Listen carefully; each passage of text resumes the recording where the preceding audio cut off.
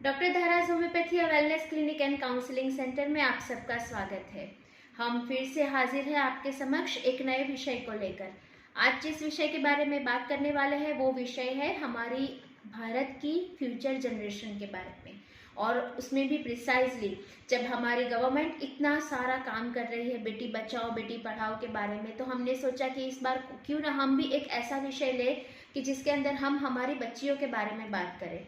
जी हाँ, हम आज बात करने वाले हैं पॉलीसिस्टिक ओवेरियन डिजीजेस और पॉलीसिस्टिक ओवेरियन सिंड्रोम्स के बारे में।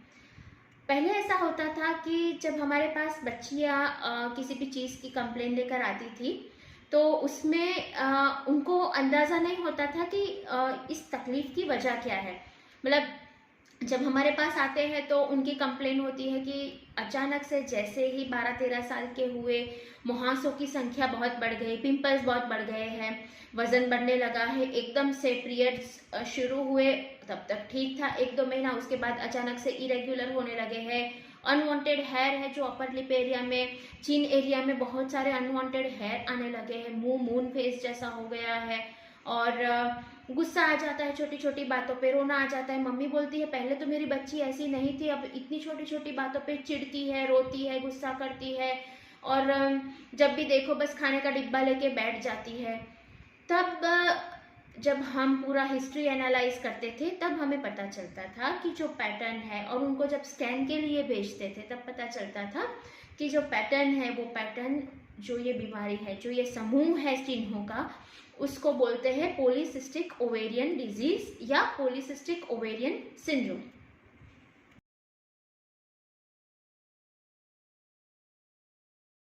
अब ये पॉलीसिस्टिक ओवेरियन डिजीज या तो सिंड्रोम होता क्या है? पॉलीसिस्टिक ओवेरियन डिजीज का मतलब ऐसा है कि जब एक टीन जो होती है, एक कन्या जो है अपने मासिक धर्म में जब आना शुरू होती है, उस वक्त उनकी ओवरीज में से जो फीमेल एग निकलता है जो पीरियड्स के लिए रिस्पॉन्सिबल है, तो वो एग निकल तो मतलब पूरा डेवलप नहीं होता, एक हद तक रिलीज होने के बजाय वहाँ पे रह जाता है, और वो मतलब बहुत सारे एक इकट्ठा होके पूरा एक नेकलेस जैसा ओवरीज के अंदर, अंडाशय के अंदर पैटर्न बना लेते हैं, और उसकी वजह से उनको साइकिल्स जो है वो इरेग्युलर हो जाती है। मतलब सबसे पहली चीज़ जो उनको अनुभव होता है वो होता है उनके इरेग्युलर पीरियड्स, मासिक अनियमित आना।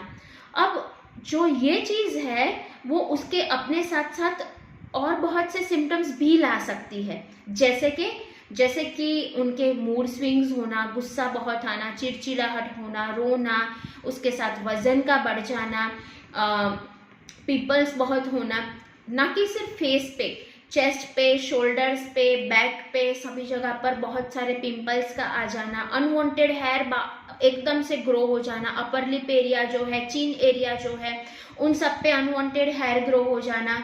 तो ये सारे जो सिम्टम्स कंबाइन होके आते हैं तब हम उसको पॉलीसिस्टिक ओवेरियन सिंड्रोम बोलते हैं।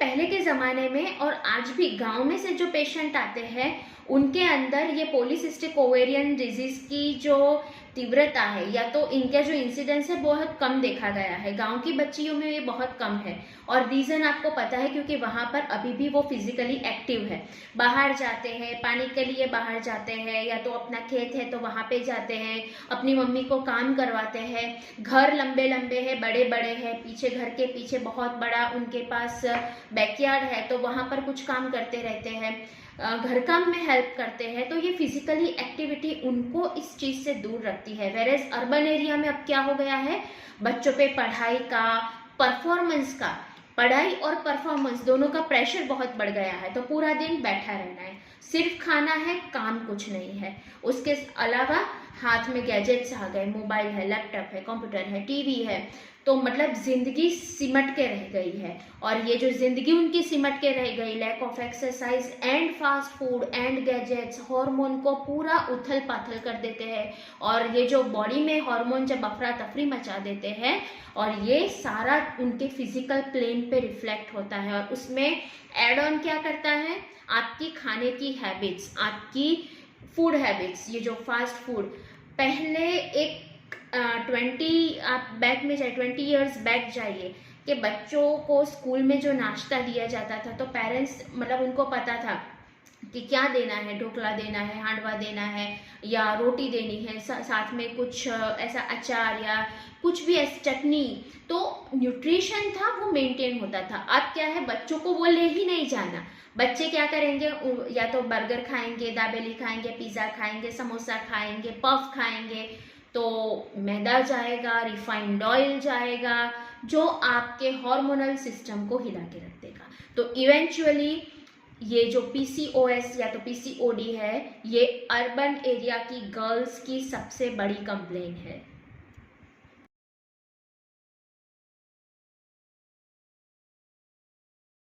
अब ऐसा नहीं है कि पीसीओएस सिर्फ टीन एज गर्ल्स की ही बीमारी है।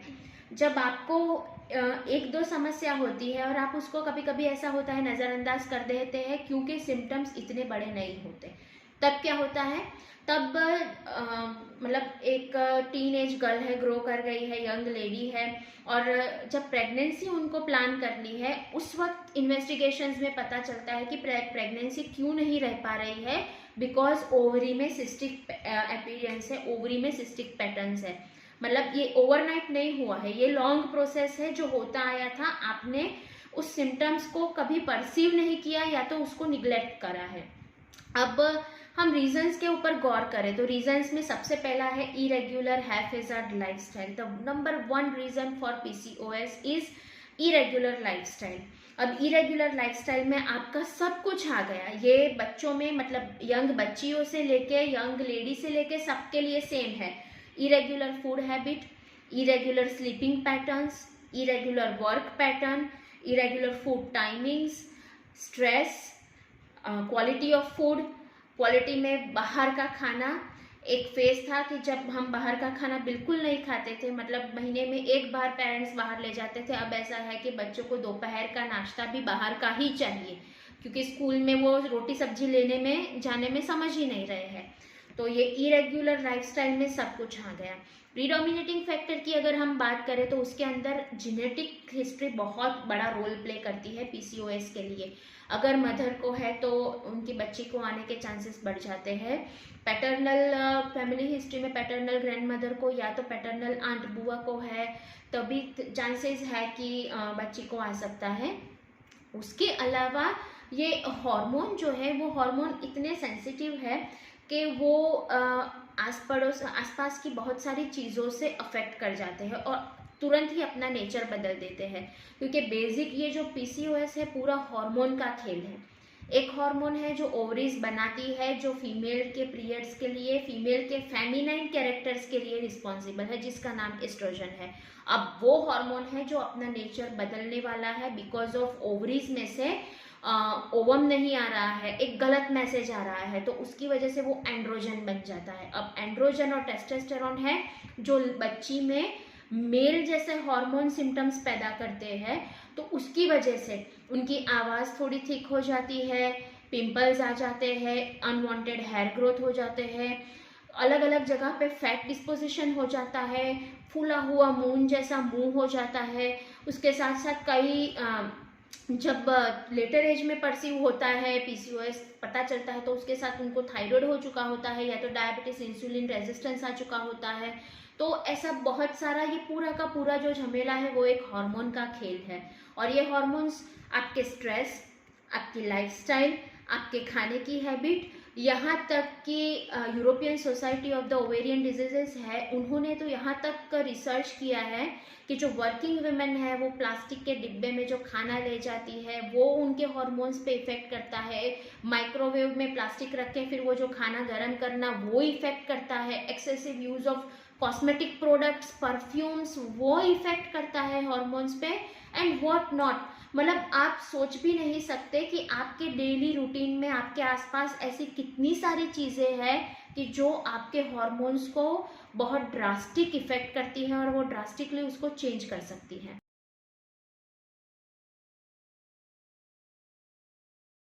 अब जैसे कि मैंने आपको बोला कि मेन क्या होता है, सबसे पहले अगर अब तो पेशेंट्स भी बहुत मतलब स्मार्ट है, वो सेल्फ एनालाइज करके आते हैं या तो ऑलरेडी गायनेक के पास जाकर आ चुके हैं कि उनको पीसीओडी है और आपको ट्रीट करना है एज अ होम्योपैथ, या तो जब पेशेंट डायरेक्टली हमारे पास आते हैं तो उनका जो मेन जो कैरेक्टरिस्टिक फीचर होता है वो होता है इरेग्युलर पीरियड्स, कि मदर आती है कि मेरी लड़की है 14 साल की 13 साल की है, अचानक से 40-42 वेट था, पिछले 2 साल में अचानक से 65 तक पहुंच गई है, उसका फेस देखो इतने सारे पिंपल आ गए हैं और आवाज़ ठीक हो गई है, यहाँ पे अनवांटेड हेयर ग्रो हो गए चिन पे और अपर लिप पे उसको अनवांटेड हेयर आने लगे हैं, चिड़चिड़ी हो जाती है, उसका कॉन्फिडेंस लो हो गया है, समझ में नहीं आता, बार बार बस खाना ढूंढती रहती है। तो ये पूरा का पूरा है, ये इसके सिम्टोमेटोलॉजी है। अगर ऐसा कुछ है तो आपको झांकने की ज़रूरत है, ना कि बच्चे को टोकने की कि तू खाना कम कर, वजन कम कर, खाना कम कर, नहीं। उसकी बॉडी में कुछ चेंज हो रहा है, हॉर्मोन्स है जो उसके खुद के कंट्रोल के बाहर है, उसका मूड है जो उसके खुद के कंट्रोल के बाहर है, उसकी क्रेविंग फॉर स्वीट, बच्चों को एक टिपिकल हैबिट हो जाती है, बच्चियों को चॉकलेट की क्रेविंग बहुत होती है, स्वीट की क्रेविंग बहुत होती है, जब आप उनको टोकेंगे तो वो चीज़ फेंक देगी, गुस्से में रोने लगेगी, किस चीज़ को तोड़ देगी। तो ये जो पूरा का पूरा मूड डिसऑर्डर भी है वो उनके कंट्रोल के बाहर है।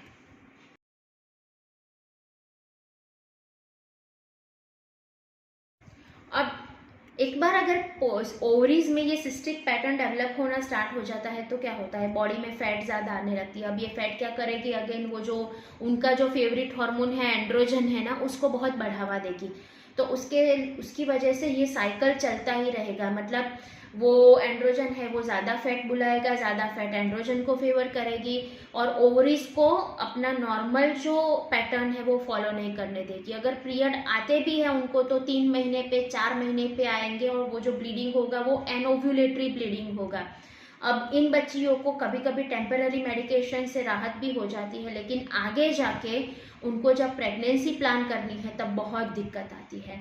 तो एक उसकी आप इफ़ेक्ट बोल सकते हैं, आफ्टर इफ़ेक्ट जो है इन सब के बाद की, तो उसमें डायबिटीज़ का एक खतरा रहता है, डायबिटीज़ टाइप 2 प्रिसाइजली, उसके साथ साथ थायराइड का खतरा रहता है, उसके बाद इनफर्टिलिटी का मतलब प्रेगनेंसी कंसीव नहीं कर पाना उसका भी खतरा रहता है। और हमारे लिए एज अ होम्योपैथ सबसे बड़ी जो बात है वो है बच्ची का साइकोलॉजिकल मेकअप। क्यों? क्योंकि इन सब वजह से, क्योंकि फिजिकली इतना सारा सिम्टम्स है और ऐसा सिम्टम है कि वो फैमिली में सबके फोकस का रीज़न बन चुकी है। तो इसीलिए जो भी नया मिलेगा बोलेगा कितनी मोटी हो गई, अरे इसका वेट तो देखो कितना बढ़ गया, ये पिंपल्स इतने सारे, कुछ लगाया, ये दवाई लगाओ वो दवाई लगाओ, तो वो स्टिग्मा फील करती है। तो other than all those physical symptom, psychological symptom बहुत इम्पॉर्टेंट है। और एज अ मदर, हर मदर के लिए अपनी बच्ची में, अपनी यंग टीन में ये सिम्टम्स देखना बहुत इम्पॉर्टेंट है। अगर उसका वेट बढ़ रहा है तो उसका सेल्फ कॉन्फिडेंस डाउन नहीं करना है, उसे टोकना नहीं है, उसे बार बार ये नहीं जताना है कि तेरा वेट बढ़ गया, वेट बढ़ गया, वेट बढ़ गया, तू खाना कम खा। We just have to find the reason. उसके साथ आप उनको सोशली मॉरली डाउन फील मत कराइए। उनकी स्लीप पैटर्न बहुत इंपॉर्टेंट है, क्योंकि ये सब दिमाग में चलता है, उनकी स्लीप सफिशिएंट नहीं है, प्रेशर है, स्टडी का बर्डन है, परफॉर्मेंस का, और इरेगुलर स्लीप पैटर्न जो है and lack of physical exercise and stress, ये ट्रायो है। और ये ट्रायो पीसीओएस को कभी ठीक नहीं होने देगा।